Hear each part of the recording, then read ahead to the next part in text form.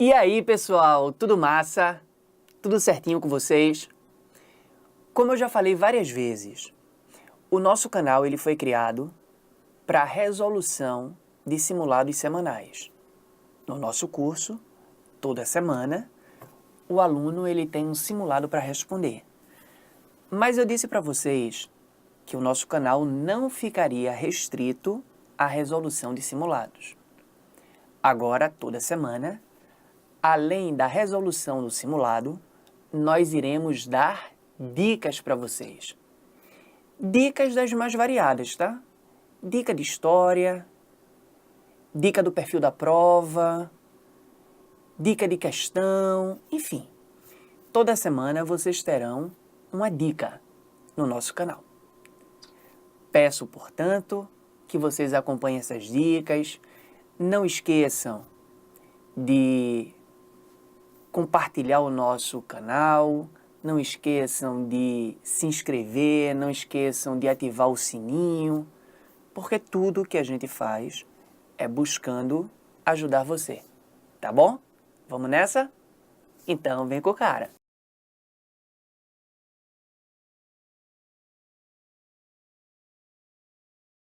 Pessoal, vejam bem, algo que os alunos me perguntam sempre é o seguinte: Everaldo, muitas vezes, diante de uma questão, eu fico na dúvida entre duas alternativas.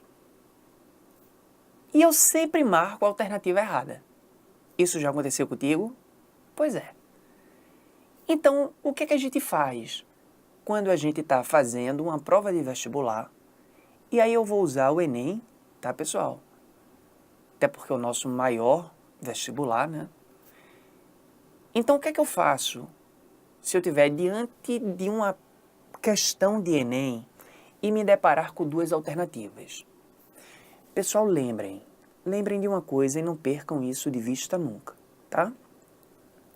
A prova do Enem é uma prova contextualizada, o que significa dizer que a resposta da questão sempre será aquela que mais se aproxima do que o texto diz. Para o Enem, o aluno ele deve usar o conteúdo apenas para entender o texto. O conteúdo para o Enem, ele não é o primordial. O primordial para o Enem é o texto. E é essa dificuldade que muitas vezes o aluno tem. Porque o aluno se depara com uma alternativa perfeita, historicamente perfeita. Por exemplo, os portugueses, na Idade Moderna, como consequência da expansão marítima, eles conquistaram o Brasil. Então vejam que historicamente isso está perfeito, né? Eu estou falando, obviamente, da viagem de Cabral, a viagem de conquista do nosso território.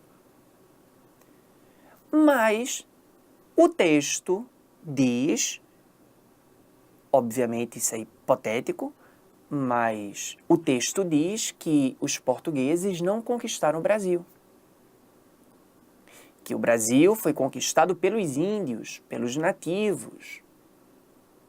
Então, vejam, a letra B que eu criei agora, que eu inventei agora, dizendo que o Brasil foi conquistado pelos portugueses, a letra B está perfeita, historicamente falando. Mas de acordo com o texto, não. De acordo com esse texto hipotético que eu criei agora, quem conquistou o Brasil foram os nativos americanos. Então, entendem? A resposta sempre será aquela que mais se aproxima do texto. E, pessoal, lembrem, a banca, ela não está preocupada com a tua opinião. Para a banca, pouco importa a tua opinião. Então, o que tiver no texto, por mais que você não concorde, aceite na hora da prova como verdade. Porque é o texto, na prova do Enem, é o texto que serve de bússola para a resolução da questão. É a competência e a habilidade. Ou seja, o aluno deve ter o conteúdo para entender o texto e usar o texto para responder a questão. O aluno precisa ter essa habilidade de conectar o texto com a questão. Vamos entender isso na prática? Vamos entender isso direitinho? Preste atenção nessa questão que eu escolhi para vocês. Essa questão, ela traz um texto do Fernando Pessoa, um poeta português. A gente sabe que o Fernando Pessoa, ele escreveu muito sobre a expansão marítima de Portugal, né, pessoal? E aí vejam o que é que o texto diz. Ó mar salgado, quanto do teu sal são lágrimas de Portugal. Então, se Portugal tem lágrimas por conta do mar salgado, percebam que para o texto, a expansão marítima de Portugal, o mar salgado, trouxe lágrimas para aquele país. Por te cruzarmos, quantas mães choraram? Quantos filhos em vão rezaram? Quantas noivas ficaram por casar para que fosse nosso, ó mar? Então, entende? O que é que o texto está dizendo? Que os portugueses conquistaram o Oceano Atlântico, os portugueses, eles conquistaram o Mar Salgado, mas esse mar, ele foi conquistado com muita dificuldade. Para que os portugueses conquistassem o mar, os portugueses tiveram que derramar lágrimas. Mães tiveram que perder os seus filhos. Noivas não conseguiram se casar. Ou seja, esse texto, ele fala da expansão marítima portuguesa, enaltecendo a dificuldade que os portugueses tiveram para navegar. Entendido isso, pessoal? Então, isso é o que o texto diz. Então, vamos para as alternativas? A Mensagem foi o único livro em que o poeta português Fernando Pessoa publicou em vida. Ele pensou, a princípio, dar-lhe o título de Portugal, considerando que os poemas tratavam da história do esplendor e da decadência do antigo reino. A estrofe transcrita exprime com lirismo e tristeza. Letra A. O orgulho do poeta em ser descendente de ilustres navegadores. Pessoal, em algum momento o texto diz que Fernando Pessoa, ele foi descendente de algum navegador? Não. Então, se o texto não diz, não pode ser a letra A. A letra B diz: o texto, ele destaca os motivos da decadência abrupta de Portugal. Opa. O texto, a estrofe, ressalta a decadência de Portugal ou a conquista do Mar Salgado? Então, se Portugal conquistou o mar, a gente não fala da decadência, a gente fala da ascensão de Portugal. Então, a letra B, de acordo com o texto, também está falsa. Letra C. A estrofe, ela ressignifica. Pessoal, ressignificar é dar um novo sentido, tá?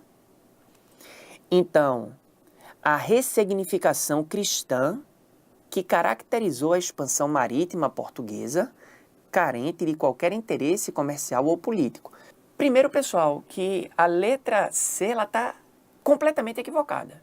A gente sabe que a expansão marítima, ela teve interesses políticos, interesses econômicos, interesses religiosos envolvidos naquele processo. Então, historicamente, de cara, tá um absurdo isso aí. Mas se o texto falasse, estaria correto. Mas, pessoal, o texto não fala. O texto não dá essa ressignificação cristã. O texto não fala de religião em momento algum. O texto não fala de interesse comercial, político. Muito menos o texto fala de carência de interesse comercial e político. O texto, ele fala apenas da expansão marítima portuguesa e do sacrifício que os portugueses empreenderam para conquistar o mar. O texto fala da tristeza, da despedida, dos navegadores que morreram para que Portugal conquistasse o Oceano Atlântico. Então o texto, em momento algum, fala de carência ou fala de interesse econômico, comercial, político envolvido, nem dá um novo significado cristão à expansão marítima. O texto nem fala, a estrofe em si, ela não fala em nada de religião. Beleza? Então a letra C também está errada. A letra D.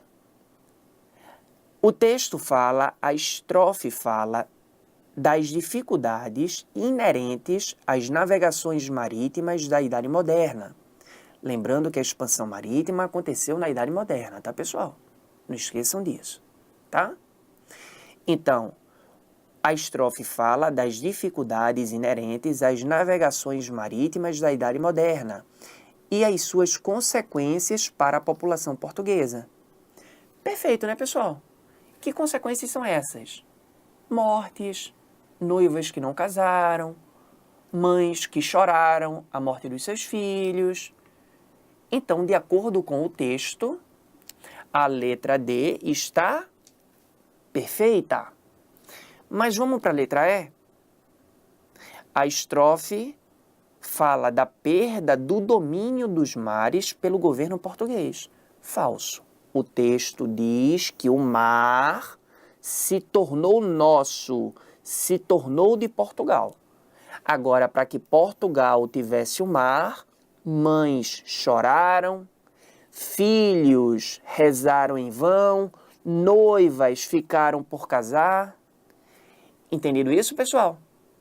Então, a dica que eu dou para vocês é exatamente essa. Está diante da prova do Enem, está diante de uma questão de humanas, usem sempre o texto como bússola. Nada de pular o texto. Se você pular o texto, provavelmente você vai marcar um distrator. E o que é um distrator? É uma alternativa perfeita, historicamente perfeita, mas que não tem relação com o texto. Então não tenha pressa.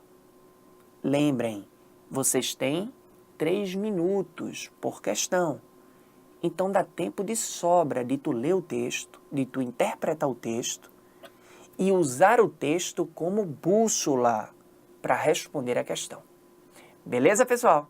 Entendido? Então essa foi a nossa primeira das várias dicas que vocês terão ao longo do ano. Beleza? Então, vem com cara e aguarda a próxima dica.